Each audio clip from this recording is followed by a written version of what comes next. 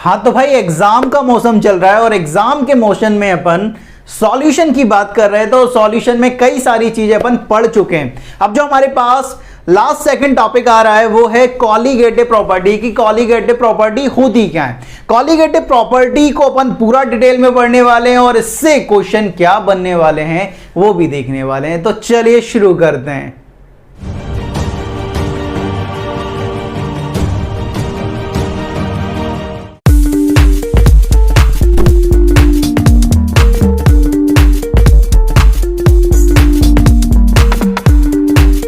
Hello everyone, कैसे हैं आप लोग। दिस इज केमिस्ट्री बाबा, वेलकम टू केमिस्ट्री अड्डा। एक ऐसा प्लेटफॉर्म जहां पर आप केमिस्ट्री को फील करते हैं। 20 डेज प्लेस चल रही है, आप अपनी बोर्ड की तैयारी एकदम मस्त तरीके से कर रहे हैं और मैं ऐसा मान के चल रहा हूं कि आप अपना 100% दे रहे हो और बोर्ड में बहुत अच्छा रिजल्ट आपका आने वाला है। चलिए आज अपन बात करते हैं कॉलीगेटिव प्रॉपर्टी की। यहां पर अपन सब देखेंगे कि क्वेश्चन क्या बनेगा, किस तरह का क्वेश्चन आएगा और जब क्वेश्चन आएगा तो आप कितनी रफ्तार से उस क्वेश्चन को सॉल्व कर सकते हैं। तो सबसे पहली बात करते हैं कॉलीगेटिव प्रॉपर्टी की। तो जिन बच्चों ने अभी तक कुछ नहीं पढ़ा है उनके लिए मैं बता देता हूं कि कॉलीगेटिव प्रॉपर्टी का सिंपल सा मतलब है ऐसी प्रॉपर्टी जो नंबर ऑफ सॉल्यूट पार्टिकल पर डिपेंड करें। मतलब नंबर ऑफ सॉल्यूट पार्टिकल ज्यादा होंगे कॉलीगेटिव प्रॉपर्टी ज्यादा हो जाएंगी, नंबर ऑफ सॉल्यूट पार्टिकल कम होंगे कॉलीगेटिव प्रॉपर्टी भी कम हो जाएंगी। तो कॉलीगेटिव प्रॉपर्टी का सिंपल सा मतलब है ऐसी प्रॉपर्टी जो सिर्फ नंबर ऑफ सॉल्यूट पार्टिकल पर डिपेंड करे और उसके नेचर पर डिपेंड नहीं करे कि उसका नेचर क्या है। भाई भेदभाव नहीं होना चाहिए। यहां पर नेचर पर डिपेंड नहीं कर रही, यहां पर सिर्फ नंबर पर डिपेंड कर रही है। जिसका नंबर ज्यादा वहां पर कॉलीगेटिव प्रॉपर्टी ज्यादा और जहां पर नंबर कम वहां पर कॉलीगेटिव प्रॉपर्टी कम। तो ऐसी प्रॉपर्टी विच जो सिर्फ डिपेंड करे नंबर ऑफ सॉल्यूट पार्टिकल पर, इस पर डिपेंड नहीं करे कि पार्टिकल का नेचर कैसा है, ऐसी प्रॉपर्टी को आप क्या बोलोगे, कॉलीगेटिव प्रॉपर्टी। थोड़ा अंग्रेजी में भी देख लेते हैं। Property which depends only on number of solute particle and does not depends on nature of solute particle is called colligative property. Colligative property number of solute particle पर डायरेक्टली प्रोपोर्शनल है। अगर ये ज्यादा होंगे तो ये ज्यादा होगी, ये कम होंगे तो ये कम होने वाली है। अब बात करते हैं कि कॉलीगेटिव प्रॉपर्टी में अपन को कौन कौन सी प्रॉपर्टी डिस्कस करनी है। तो सबसे पहली property relative lowering in vapour pressure. इसे देखा, राउंड्स में पहुंच गए, वहां पर अपन ने कई सारी चीजें यहां पर बात कर ली हैं। दूसरी एलिवेशन इन बॉइलिंग पॉइंट, तीसरा डिप्रेशन इन फ्रीजिंग पॉइंट और फोर्थ ऑस्मोटिक प्रेशर। इन्हें एक एक करके देखेंगे और कॉलीगेटिव प्रॉपर्टी को समाप्त करेंगे। चलिए स्टार्ट करते हैं relative lowering in vapour pressure. सबसे पहली जो कॉलीगेटिव प्रॉपर्टी आ रही है हमारे पास वो है relative lowering in vapour pressure. जैसे ही relative lowering in vapour pressure का नाम आता है आप चले जाते हो Raoult's law for solid liquid system. वहां पर आपने relative lowering in vapour pressure पढ़ लिया था। उसका क्या फॉर्मूला निकला था, P naught minus P of solution upon P naught equal to X B. X B क्या है, मोल फ्रैक्शन ऑफ सॉल्यूट। और mole fraction of solute upon moles के टर्म में कुछ इस तरह से लिख सकते हैं, small n divided by small n plus capital N. Capital N क्या है, number of moles of solvent. मैंने पहले ही डिनोट कर दिया कि कैपिटल एन को मोल्स ऑफ सॉल्वेंट बोलेंगे, स्मॉल एन को मोल्स ऑफ सॉल्यूट बोलेंगे। अब यहां पर हमारे पास आता है, अब आप बोलोगे कि हमें तो ऐसा कुछ दिख नहीं रहा है कि जिससे हम ये बता सकें कि ये जो relative lowering in vapour pressure है वो नंबर ऑफ सॉल्यूट पार्टिकल पर डिपेंड कर रही होगी डायरेक्टली। अब मैं आपको दिखाने की कोशिश करता हूं। अगर मैं डाइल्यूट सॉल्यूशन की बात करूं, for dilute solution, dilute solution का मतलब क्या है, जहां पर number of moles of solvent क्या हो, बहुत ज्यादा हो as compare to number of solute. तो यहां पर मैं n प्लस कैपिटल N को लगभग क्या मान सकता हूं, कैपिटल N के बराबर ही होगा भाई, ठीक है। और N और H में थोड़ा सा मेरा डिफरेंस आता है, आप समझ लेना, ये कैपिटल N की बात चल रही है, ठीक है। अब यहां पर अगर मैं बात करूं तो मैं इसे कुछ इस तरह से लिख सकता हूं, P naught minus P of solution upon P naught equal to, यहां पर capital N plus small n को लगभग मैंने कैपिटल N माना हुआ तो ये क्या हो जाएगा, small n divided by capital N। अब यहां पर आप देख रहे हो यार कि ये जो P naught minus P of solution है upon P naught, that is relative lowering in vapour pressure, वो डायरेक्टली प्रोपोर्शनल आ गया है स्मॉल n के। स्मॉल n मतलब number of moles of solute, मतलब number of moles of solute ज्यादा होंगे तो relative lowering in vapour pressure भी ज्यादा होगी। अगर ये कम होगा तो आपका relative lowering in vapour pressure भी कम होने वाली है। तो relative lowering in vapour pressure क्या है, बेसिकली आपके पास एक सॉल्यूशन है, सॉल्यूशन में आपने क्या डाला, नॉन वॉलेटाइल सॉल्यूट डाला। क्या डाला, नॉन वॉलेटाइल सॉल्यूट डाला। और जैसे ही आपने नॉन वॉलेटाइल सॉल्यूट डाला तो आपका जो वेपर प्रेशर है सॉल्यूशन का वो क्या हो गया, कम हो गया। यही इस बात को डिनोट कर रहा है। तो आपको जो ध्यान रखना है वो सिर्फ ये फॉर्मूला ध्यान रखना है, relative lowering in vapour pressure में। इससे रिलेटेड जो भी क्वेश्चन थे वो अपन पहले ही कर चुके हैं, ठीक है। बेसिकली यहां से आपसे क्या पूछता है, mole fraction of non volatile solute, या relative lowering in vapour pressure, या लॉवरिंग इन वेपर प्रेशर, या पी ऑफ द सॉल्यूशन क्या होगा, या वेट या molecular weight of non volatile solute क्या होगा, जिसकी अपन पहले ही बात कर चुके हैं राउट्स लॉ में। तो अब यहां पर आपको बस इसका फॉर्मूला ध्यान रखना है और यह ध्यान रखना है कि ये एक टाइप की कॉलिगेटिव प्रॉपर्टी है, relative lowering in vapour pressure. इसकी कहानी को यहीं समाप्त करते हैं, स्टार्ट करते हैं नया colligative property, that is elevation in boiling point. Second जो कॉलिगेटिव प्रॉपर्टी हमारे पास आती है वो है एलिवेशन इन बॉइलिंग पॉइंट, जिसे आप डेल्टा टीबी से रिप्रेजेंट करते हो।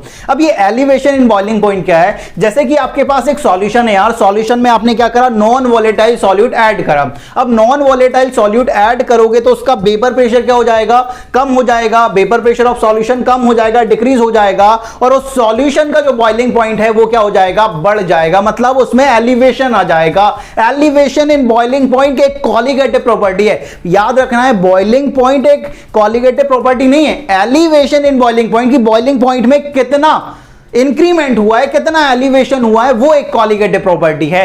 आपके पास सॉल्यूशन जिसमें नॉन वॉलेटाइल सॉल्यूट ऐड करा, वेपर प्रेशर कम हो गया, बॉइलिंग पॉइंट बढ़ गया। इसको बहुत आसान भाषा में आप समझ सकते हो, जैसे आपके पास एक पानी है, पानी को बॉइल करो, वो 100 डिग्री सेल्सियस पर बॉइल हो जाएगा, लेकिन अगर उस पानी में आप शुगर या सॉल्ट डाल देते हैं तो उसका बॉइलिंग पॉइंट क्या होगा, बढ़ जाएगा। जैसे ही आपने नॉन वॉलेटाइल सॉल्यूट ऐड करा, बॉइलिंग पॉइंट बढ़ गया और वेपर प्रेशर क्या हो जाएगा, कम हो जाएगा, क्योंकि बॉइलिंग पॉइंट और वेपर प्रेशर एक दूसरे के क्या चलते हैं, इनवर्स चलते हैं। अगर बॉइलिंग पॉइंट कम होगा तो वेपर प्रेशर ज्यादा होगा, वेपर प्रेशर कम होगा तो बॉइलिंग पॉइंट ज्यादा हो जाएगा। इस बात का ध्यान रखेंगे। अपन इस पूरी कहानी को एक ग्राफ के फॉर्म में भी समझ सकते हैं, जो आपकी एनसीईआरटी में गिवन है भाई। किस तरह से, अगर आप एक ग्राफ बनाए वेपर प्रेशर और टेम्परेचर के बीच में, तो अपन यहां पर बात करते हैं क्या, सॉल्वेंट की बात करते हैं पहले कि सॉल्वेंट का क्या ग्राफ बनेगा।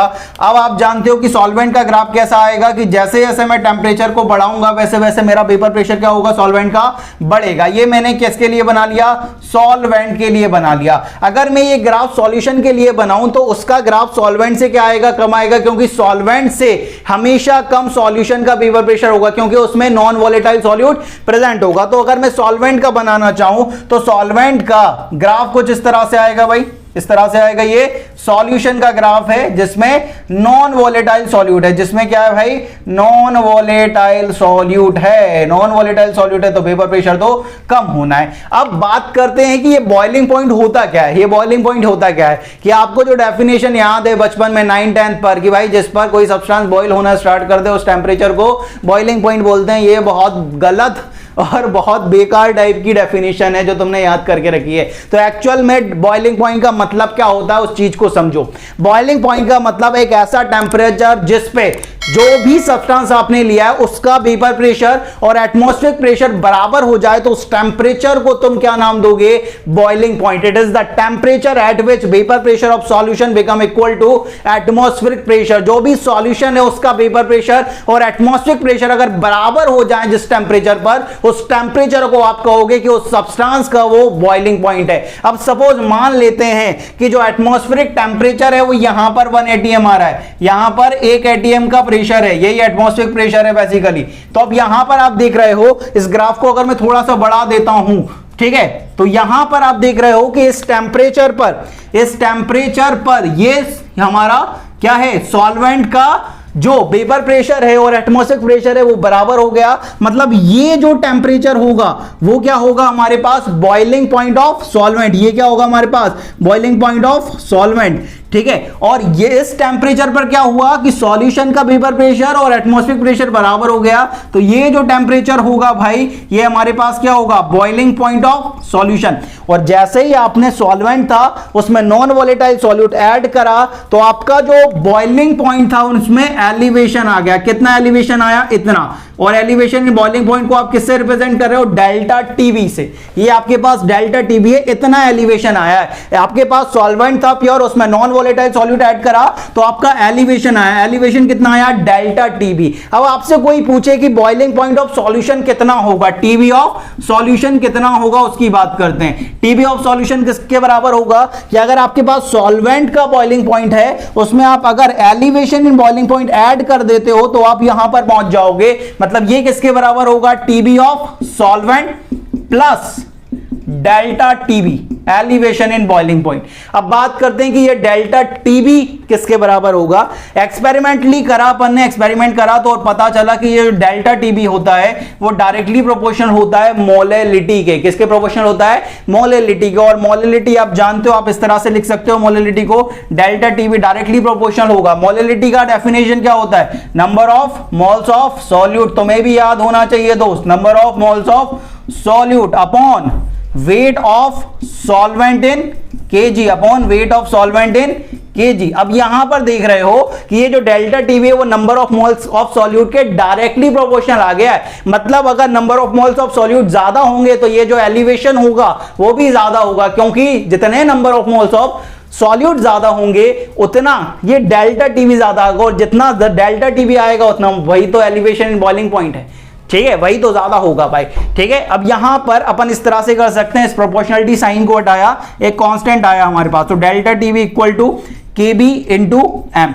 ठीक है, तो यहां पर ये जो के बी है वो हमारा एक कांस्टेंट है जिसे हम बोलते हैं K B equal to molal elevation constant. क्या बोलते हैं, मोलल एलिवेशन कांस्टेंट या इबोलियोस्कोपिक कांस्टेंट भी कहा जाता है। याद रखें ये जो Kb है आपका वो कोई यूनिवर्सल कांस्टेंट नहीं है। ठीक है, यूनिवर्सल कांस्टेंट नहीं है भाई, ये सॉल्वेंट पर डिपेंड करता है। सॉल्वेंट चेंज करोगे इसकी वैल्यू चेंज हो जाएगी। ठीक है, पानी के लिए अलग है, पेट्रोल के लिए अलग होगी, इस बात का ध्यान रखें। लिक्विड चेंज करोगे इसका जो वैल्यू है वो भी चेंज हो जाएगा। कोई यूनिवर्सल सॉल्वेंट यूनिवर्सल कांस्टेंट नहीं है, ये सॉल्वेंट पर डिपेंड करता है भाई, ये सॉल्वेंट पर डिपेंड करता है, इस बात का ध्यान रखेंगे। ठीक है, अब तुम्हारे काम की बात कि भाई ये पूरा कुछ समझ नहीं आ रहा। ठीक है, हमें तो बात बता दो बाबा जी कि कहां से क्वेश्चन आने वाला है, क्या अप्लाई करना है। अब यहां पर देखो कि अगर आपको ये बिल्कुल समझ नहीं आया क्या हो रहा है, सब कहानी तुम्हारे लिए सिर्फ इंपॉर्टेंट पॉइंट में बताता हूं कि यार बस तुम्हें क्या याद रखना है, पहला याद रखना है डेल्टा टीबी का formula, elevation in boiling point, KB into M. KB तुम्हें क्वेश्चन में गिवन होगा, एम तुम्हें निकालना पड़ेगा, इस बात का ध्यान रखें। Delta TB equal to KB into M, पहला फॉर्मूला ये ध्यान रख लेना। दूसरा इसका ये TB of solution, boiling point of solution किसके बराबर होगा, इसका फॉर्मूला याद होना चाहिए। बस अगर आपको ये दोनों चीजें आती हैं, एलिवेशन बॉइलिंग पॉइंट का क्वेश्चन तुम बहुत रफ्तार में सॉल्व करोगे। चलिए देखेंगे अपन किस तरह से क्वेश्चन आएंगे और कितनी रफ्तार में with the help of these two formula आप पूरे क्वेश्चन को अटेम्प्ट कर सकते हो। ठीक है, अब ये तो समझ आया delta TB equal to KB into M, लेकिन इसको याद रखने के भी एक आप सोच सकते हो, एलिवेशन मतलब बड़ा है तो बॉइलिंग पॉइंट ऑफ सॉल्यूशन किसके बराबर होगा, सॉल्वेंट में कुछ ऐड होगा। क्या कुछ ऐड होगा, एलिवेशन, डेल्टा टीबी, ये ध्यान रखना है। तो बॉइलिंग पॉइंट ऑफ सॉल्यूशन किसके बराबर होगा, TB of solvent, boiling point of solvent plus delta TB आपको करना पड़ेगा क्योंकि एलिवेशन है। ठीक है, तो ये बात हुई एलिवेशन इन बॉइलिंग पॉइंट की, ये सारी कहानी है relative lowering in vapour pressure और एलिवेशन इन बॉइलिंग पॉइंट की। अब बात करते हैं हमारे तीसरे कॉलिगेटिव प्रॉपर्टी की, that is depression in freezing point. Third जो कॉलिगेटिव प्रॉपर्टी है यार हमारे पास वो है डिप्रेशन इन फ्रीजिंग पॉइंट, कि फ्रीजिंग पॉइंट में कितना डिप्रेशन आया है, जैसे आप डेल्टा टीएफ से रिप्रेजेंट करते हो। जैसे कि आपके पास कोई सॉल्यूशन है, ठीक है, उसमें आपने नॉन वोलेटाइल सॉल्यूट ऐड करा, जिससे क्या होगा, वेपर प्रेशर कम हो जाएगा और फ्रीजिंग पॉइंट भी कम होने वाला है सॉल्यूशन का, इस बात का ध्यान रखें। ठीक है, अब ये बात आती है कि फ्रीजिंग पॉइंट होता क्या है। फ्रीजिंग पॉइंट का सिंपल सा मतलब क्या है, फ्रीजिंग पॉइंट का मतलब है एक ऐसा टेम्परेचर जिस पर लिक्विड सॉल्वेंट और सॉलिड सॉल्वेंट का जो वेपर प्रेशर है अगर वो बराबर हो जाता है तो उस टेम्परेचर को आप क्या बोलते हो, freezing point. It is the temperature at which vapour pressure of liquid solvent become equal to the solid solvent. उस टेम्परेचर को आप क्या नाम दोगे, फ्रीजिंग पॉइंट। आप यहां पर जो डिप्रेशन इन फ्रीजिंग पॉइंट है उसे आप एक ग्राफ के थ्रू समझ सकते हैं। एक ग्राफ बनाया वेपर प्रेशर और टेम्परेचर के बीच में। अगर मैं जैसे टेम्परेचर बढ़ेगा वैसे वैसे वेपर प्रेशर ऑफ सॉल्वेंट क्या होगा, बढ़ना स्टार्ट होगा। सॉल्वेंट और सॉल्यूशन में अगर कंपेयर करें तो सॉल्यूशन का वेपर प्रेशर तो सॉल्वेंट से क्या होगा, कम होगा, क्योंकि उसके अंदर तो नॉन वोलेटाइल सॉल्यूट प्रेजेंट है। और जैसा आप जानते हो जैसे जैसे आप नॉन वोलेटाइल सॉल्यूट को ऐड करते हो वेपर प्रेशर क्या होगा, कम होगा। तो सॉल्यूशन का जो वेपर प्रेशर का ग्राफ आएगा वो सॉल्वेंट से नीचे आएगा जिसमें आपने नॉन वोलेटाइल सॉल्यूट ऐड करके रखा हुआ है। ये आपने लिक्विड सॉल्वेंट का वेपर प्रेशर का ग्राफ बनाया हुआ है टेम्परेचर के रेस्पेक्ट में। अगर मैं सॉलिड सॉल्वेंट के ग्राफ बनाता हूं टेम्परेचर वर्सेस वेपर प्रेशर में, सपोज वो ग्राफ को जिस तरह से आता है, ठीक है, ये सॉलिड सॉल्वेंट का है, ये क्या है, सॉलिड सॉल्वेंट का ग्राफ है, ठीक है। और आप देख रहे हो कि यहां पर इस टेम्परेचर पर लिक्विड सॉल्वेंट और सॉलिड सॉल्वेंट का जो वेपर प्रेशर है वो बराबर हो गया। मतलब इस टेम्परेचर को आप क्या नाम दोगे, इस टेम्परेचर को आप नाम दोगे freezing point of solvent, freezing point of solvent. आप देख रहे हो कि यहां पर इस ग्राफ को आगे बढ़ाता हूं तो इस टेम्परेचर पर आकर यहां पर सॉल्यूशन का बराबर हो रहा है तो ये फ्रीजिंग पॉइंट ऑफ सॉल्यूशन हो जाएगा। अब यहां पर कितना कम हुआ है, जैसे सॉल्यूशन का फ्रीजिंग पॉइंट ये है, सॉल्वेंट का फ्रीजिंग पॉइंट ये है, सॉल्यूशन का फ्रीजिंग पॉइंट ये है। जैसे ही आपने सॉल्वेंट में नॉन वोलेटाइल सॉल्यूट ऐड करा तो उसका जो फ्रीजिंग पॉइंट है कितना कम हो गया, कितना डिप्रेशन आया, इतना, डेल्टा टीएफ। अब ये जो डेल्टा टीएफ है, ठीक है, सॉल्वेंट में जैसे ही ऐड करोगे क्या हो जाएगा भाई, सॉल्वेंट में से अगर डेल्टा टीएफ को मैं माइनस करता हूं, ये सॉल्वेंट का फ्रीजिंग पॉइंट है, अगर डेल्टा टीएफ को माइनस करता हूं तो ये फ्रीजिंग पॉइंट ऑफ सॉल्यूशन निकल के आ जाएगा। अब यहां पर अगर मैं बात करूं फ्रीजिंग पॉइंट ऑफ सॉल्यूशन की, तो फ्रीजिंग पॉइंट ऑफ सॉल्यूशन किसके बराबर होगा, फ्रीजिंग पॉइंट ऑफ सॉल्वेंट में से अगर मैं डेल्टा टीएफ को माइनस कर देता हूं तो मेरा फ्रीजिंग पॉइंट ऑफ सॉल्यूशन आ जाएगा। अब ये जो डेल्टा टीएफ है एक्सपेरिमेंट करके देखा गया कि वो डायरेक्टली प्रोपोर्शनल होता है मोलरिटी के, और मोलरिटी आप जानते हो कि मोलरिटी होता है number of moles of solute upon weight of solvent in KG. तो यहां पर जो डेल्टा टीएफ है भाई वो number of moles of solute के प्रोपोर्शनल आ रहा है। मतलब number of moles of solute ज्यादा होंगे तो डेल्टा टीएफ ज्यादा होगा, और number of moles of solute कम होंगे तो डेल्टा टीएफ कम होने वाला है। इससे ये जाहिर हो रहा है कि ये कॉलिगेटिव प्रॉपर्टी है भाई, क्योंकि कॉलिगेटिव प्रॉपर्टी ही तो number of moles of solute के प्रोपोर्शनल होती हैं। तो अब यहां पर प्रोपोर्शनलिटी साइन को हटाया गया, कांस्टेंट आया KF इंटू एम। तो हमारे जो फॉर्मूला याद रखना है delta TF equal to KF into M. KF यहां पर मोलर डिप्रेशन कांस्टेंट है, KF कोई यूनिवर्सल कांस्टेंट नहीं है भाई, सॉल्वेंट पर डिपेंड करेगा। सॉल्वेंट चेंज होगा KF की वैल्यू चेंज हो जाएगी। तो आपको जो freezing point, depression freezing point में जो ध्यान रखना है, पहला formula depression freezing point delta TF equal to KF into M, और फ्रीजिंग पॉइंट ऑफ सॉल्यूशन किसके बराबर होगा, freezing point of solvent minus delta TF. Depression आ रहा है ना, कम हो रहा है, ठीक है, तो ये ध्यान रखेंगे freezing point of solvent minus delta TF. Elevation में सॉल्वेंट में ऐड करा था, डिप्रेशन में माइनस करना है, इस बात का ध्यान रखें। अगर ये दोनों फॉर्मूले आते हैं तो आप freezing point, depression, freezing point के जितने भी क्वेश्चन है उसे सॉल्व कर सकते हैं। तो आज अपन ने बात कर ली है तीन कॉलिगेटिव प्रॉपर्टी की, relative lowering in vapour pressure, उसके अपन क्वेश्चन पहले ही कर चुके हैं, elevation in boiling point, depression in freezing point. एक और कॉलिगेटिव प्रॉपर्टी हमारे पास बची हुई है ऑस्मोटिक प्रेशर, जिसकी अपन बात करने वाले हैं नेक्स्ट वीडियो में।